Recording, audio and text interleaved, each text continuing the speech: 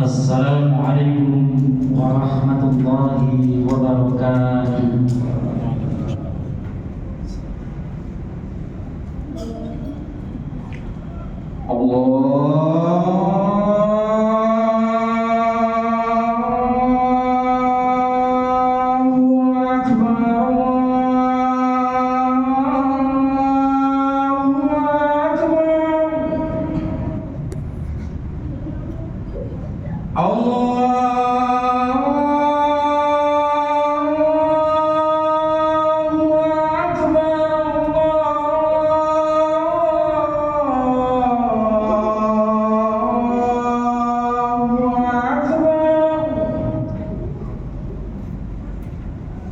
Asyhadu an la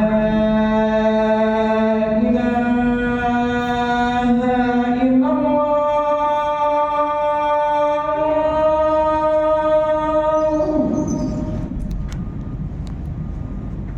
Asyhadu an la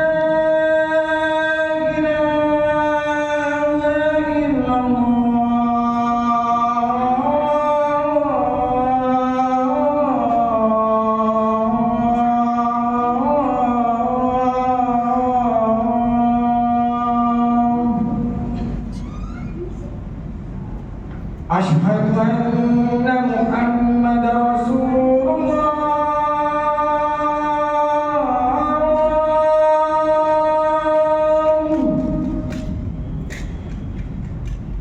Asyhadu anna Muhammadar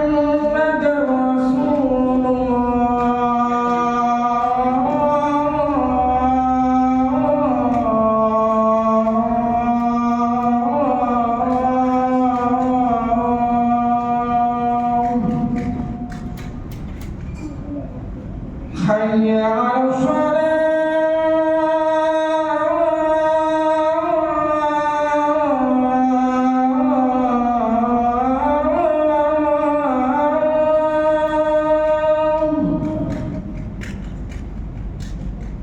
Hayya 'alas shalah.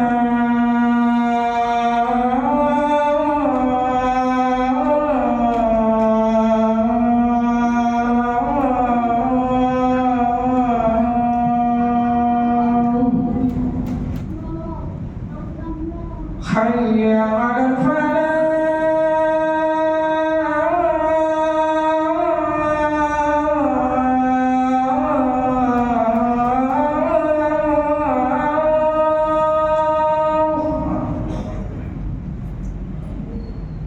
Hayya 'alal falah.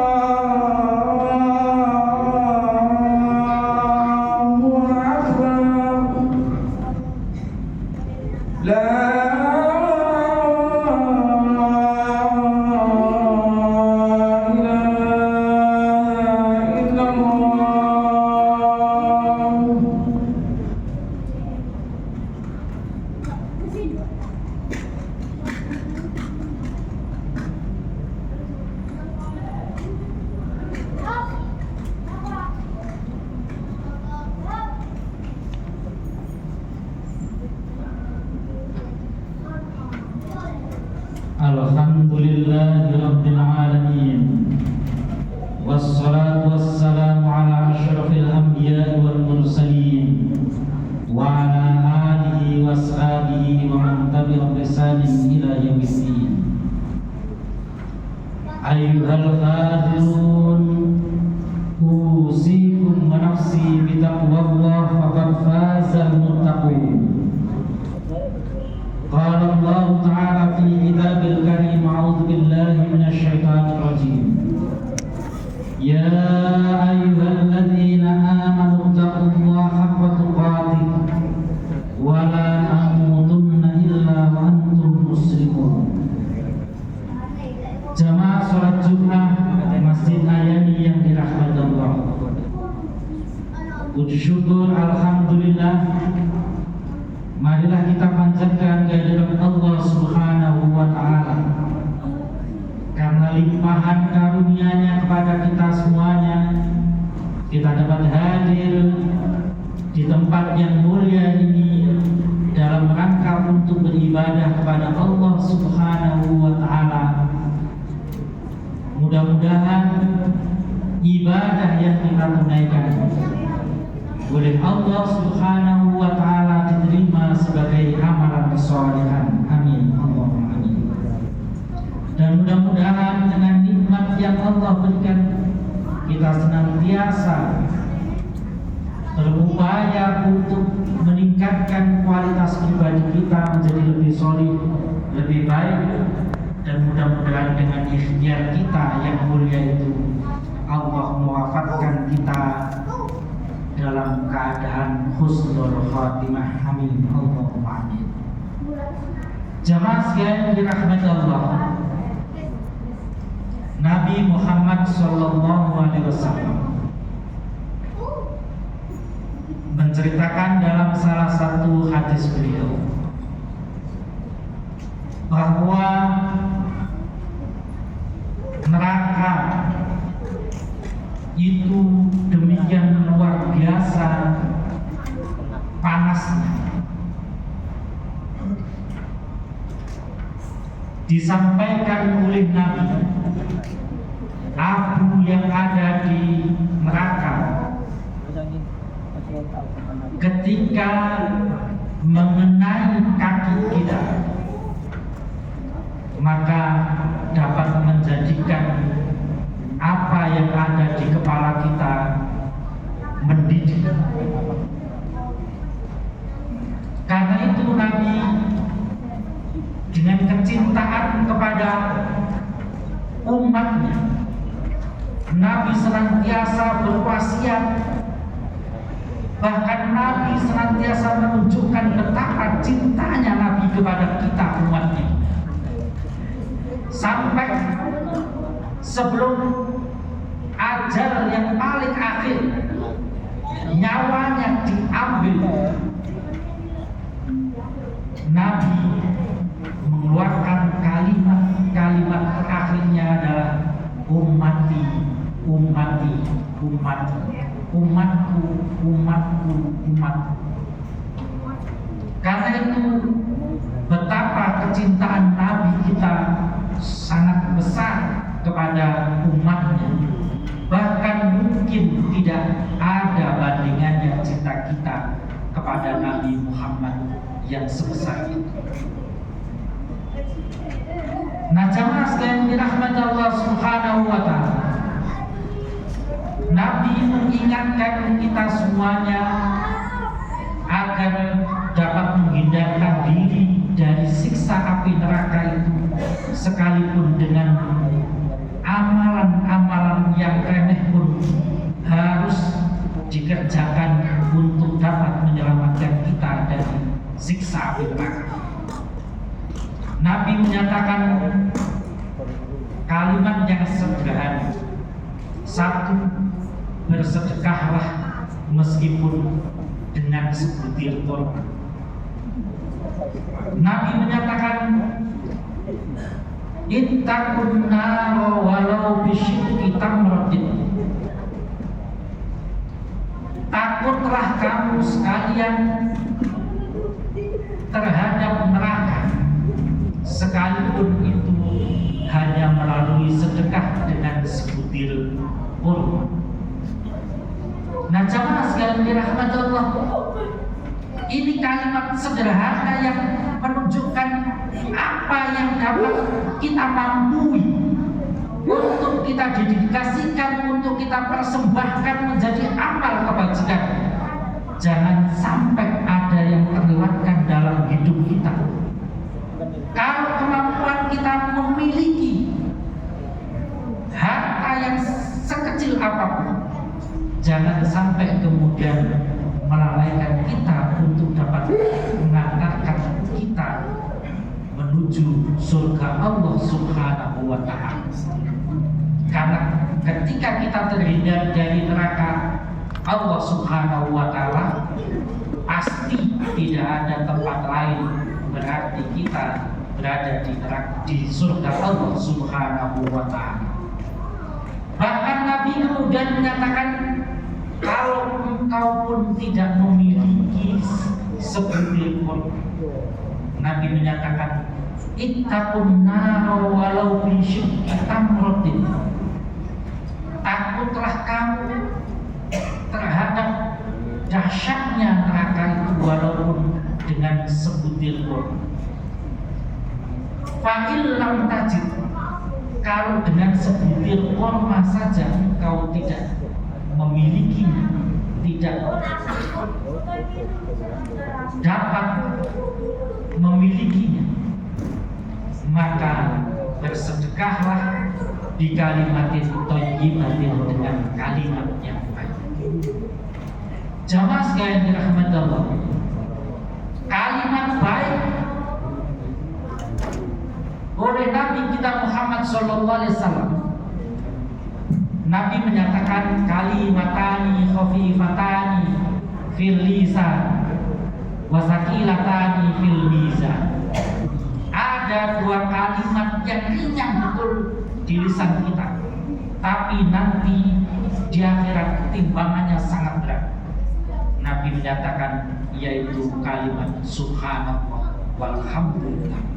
Sebanyak engkau berzikir menggunakan subhanallah walhamdulillah, ringan di lisan, tapi nanti di akhirat menjadi timbangan yang sangat berat buatnya. Bahkan oleh Allah Subhanahu wa ta'ala nyatakan di dalam surat Ibrahim surat ke-14 ayat 24-25 dapat kita baca.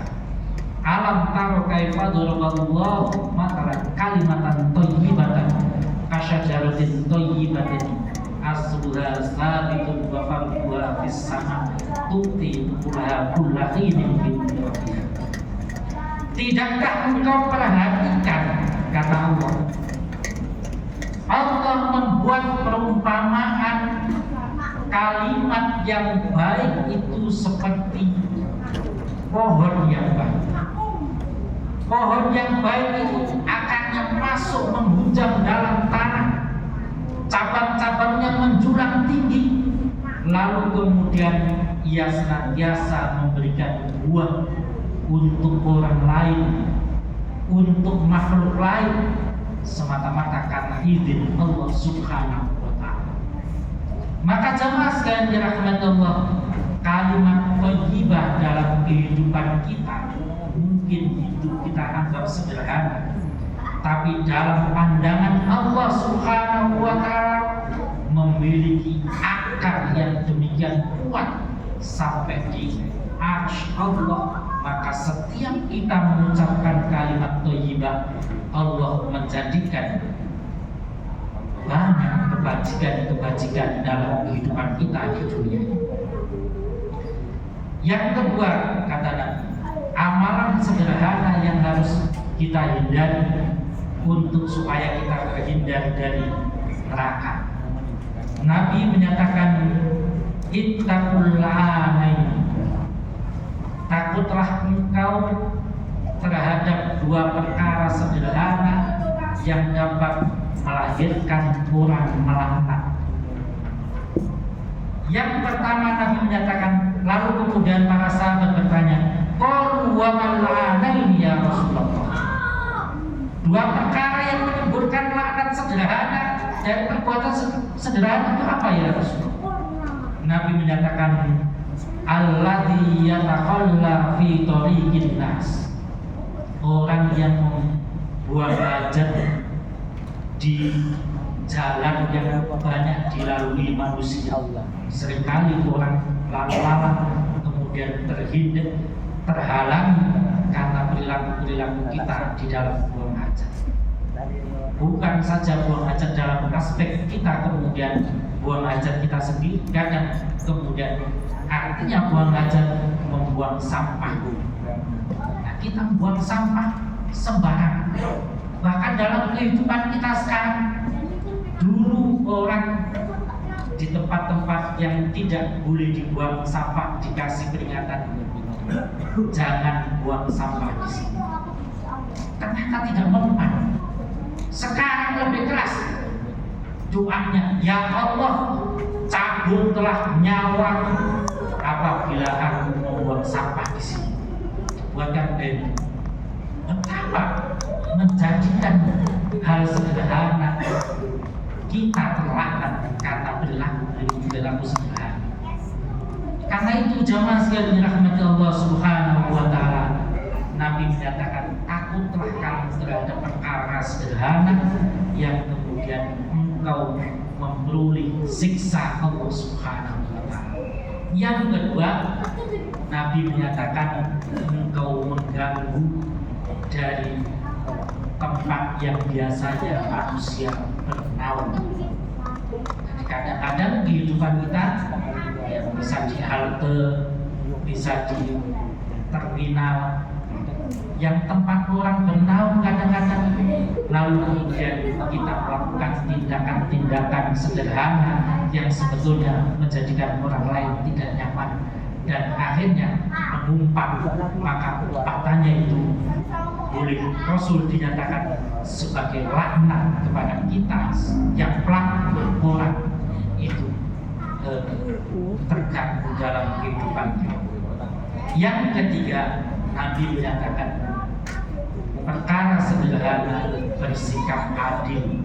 Nabi menyatakan ittaqu da'watal mazlum, takutlah engkau terhadap doa orang yang engkau zalimi.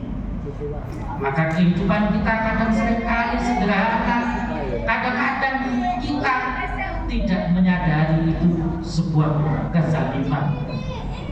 Kadang-kadang kita dari masyarakat pesisir yang biasanya ucapannya keras, lalu kemudian kita pindah ke daerah yang biasanya daerah pedalaman, biasa mereka berkata halus, lalu kita punya kebiasaan bicara kasar atau keras.